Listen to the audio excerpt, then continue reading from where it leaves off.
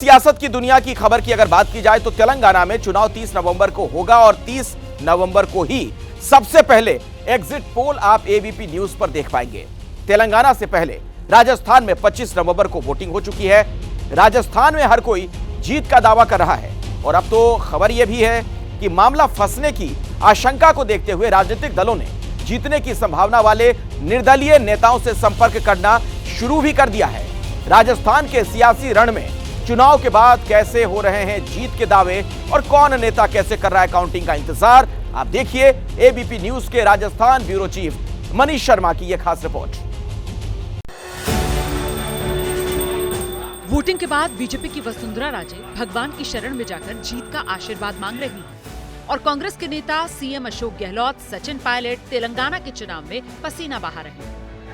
RLP प्रमुख हनुमान बेनीवाल समर्थकों के साथ बैठकर जीत हार का गणित समझने में जुटे हैं।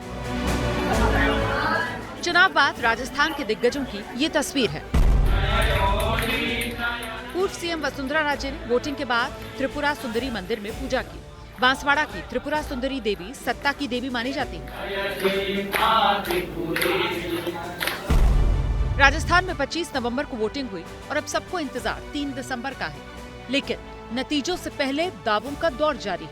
मुख्यमंत्री अशोक गहलोत इन दिनों जयपुर से दूर तेलंगाना में हैं और दावा कर रहे हैं कि राजस्थान में कांग्रेस फिर से सत्ता में आने वाली है। स्पष्ट बहुमत कांग्रेस को मिल रहा है। जनता का आशीर्वाद, उनका प्यार, उनका विश्वास मिल चुका है। अशोक गहलोत को वापसी की उम्मीद है तो बीजेपी के नेता नतीजों से पहले भविष्यवाणी कर रहे हैं कि कांग्रेस खारिज हो चुकी है और सरकार बीजेपी की बनेगी। कांग्रेस अब तक की सबसे शर्मनाक हार की ओर बढ़ चुकी है। नतीजा 3 तारीख को आ जाएगा। राजेंद्र राठौड़ राजस्थान में विपक्ष के नेता हैं। चूरू की तारानगर सीट से उम्मीदवार हैं।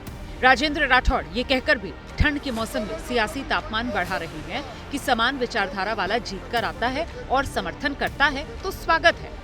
हमें संपर्क करने की आवश्यकता ही नहीं है। जब हम प्रचंड बहुमत से अपने दम पर सरकार बना रहे हैं, अगर कोई हमारे विचार का व्यक्ति निर्दलीय जीत के आता है और समर्थन देता है तो उसका स्वागत करेंगे। कांग्रेस और बीजेपी के अलावा हनुमान बेनीवाल की पार्टी ने भी राजस्थान में मजबूती से चुनाव लड़ा। बेनीवाल अपने दम पर सरकार तो नहीं बना सकते, लेकिन मामला फंसने पर किंग मेकर की भूमिका में दिख सकते हैं। राजस्थान में विधानसभा की कुल 200 सीटें हैं, लेकिन एक सीट पर उम्मीदवार के निधन की वजह से चुनाव सिर्फ 199 सीटों पर हुआ। मुख्य तौर पर कांग्रेस और बीजेपी में आमने सामने का मुकाबला है, लेकिन 1 दर्जन सीटों पर त्रिकोणीय लड़ाई भी नजर आई। प्रमुख पार्टियों के कई बागियों की वजह से कई जगहों पर मुकाबला त्रिकोणीय भी दिखा। ऐसे में बागी किसका खेल बिगाड़ेंगे, इस पर सबकी नजर है। राजस्थान में इस बार 75.29% वोटिंग हुई। 2018 में यहाँ 74.77% वोटिंग हुई थी। राजनीतिक रूप से समझें तो वोटिंग ज्यादा होने का मतलब सत्ता के खिलाफ लहर माना जाता है, लेकिन 2018 की तुलना में बहुत ज्यादा वोटिंग में अंतर न होने की वजह से सियासी जानकार इस बार सटीक अनुमान लगाने में सफल नहीं हो रहे। फिलहाल अटकलों का बाजार गर्म है और राजस्थान के चौक चौराहों पर जीत हार की गणना की जा रही है। लोग अपने अपने हिसाब से अनुमान लगा रहे हैं। वैसे भी राजस्थान में हर 5 साल में सत्ता परिवर्तन का रिवाज रहा है, लेकिन राज कायम रहेगा या रिवाज, इस पर पक्के तौर पर कोई कुछ नहीं कह रहा। जमीन पर जो माहौल बना हुआ है उसमें दोनों तरफ के नेता अपनी अपनी जीत के दावे कर रहे हैं।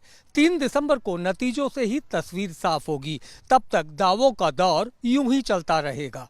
जैसे ही घड़ी का काटा दोपहर 2:30 पे आए, बबीता जी का दिल सास बहू साजिश के लिए मचल जाए। और ये है इनकी बहू, पूरे दिन ऑफिस की टेंशन हो जाए गॉन जब ये करें अपना फेवरेट शो फ्री टाइम पे ऑन। इनकी तरह आप भी देखें अपना फेवरेट शो अपने टाइम पर और डाउनलोड कीजिए एबीपी लाइव ऐप अपने स्मार्ट टीवी पर।